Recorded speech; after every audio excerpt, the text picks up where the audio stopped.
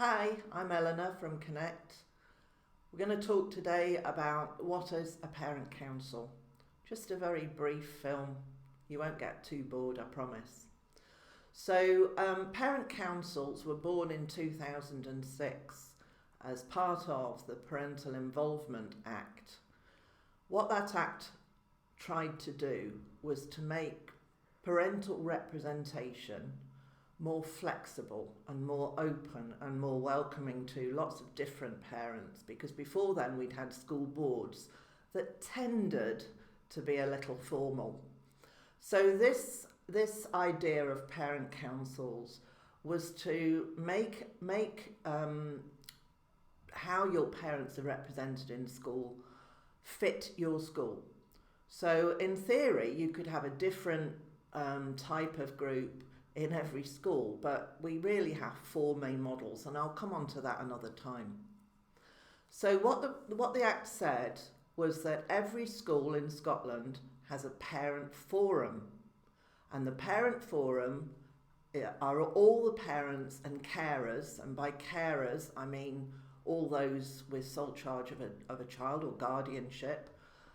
They are members of the parent forum, and it's up to the parent forum whether they want to form a parent council. So you don't have to have a parent council if the parent forum don't want one. But obviously the vast majority of schools do have a parent council. Now, you don't have to call yourselves a parent council, which for some people, is good because it sounds a little formal. It might be off-putting for parents to join.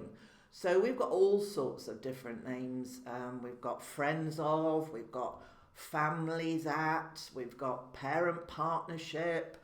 In fact, in one school in Moray, the parent group asked the pupils to think up a name for their group, and they came up with Parental Involvement Group, which is the acronym PIG, which I always like. So, I talked about, the fact that the Act brought in parent councils. It says very little about what a parent council has to do by law. There are four main things in law that you have to remember. The first is the parent council chair always has to be a parent or carer with a child at the school. So as soon as your child leaves primary 7 or S6, you can't be chair. You can still be on the parent council as a co-opted member, and we'll talk about that in another film, but you can't be chair. The second thing is the head teacher has a right and a duty to attend parent council meetings or to send another person if they can't make it. So if you hold a meeting and the head teacher's not there, it's not really a parent council meeting. The third thing is that in denominational schools, the local church or faith group has the right to nominate somebody to represent them on the parent council. And the fourth thing is the parent council must report to parents at least once a year, and that's basically your AGM. You remember AGMs, hugely popular events, vastly attended by lots and lots of parents. I'm just joking.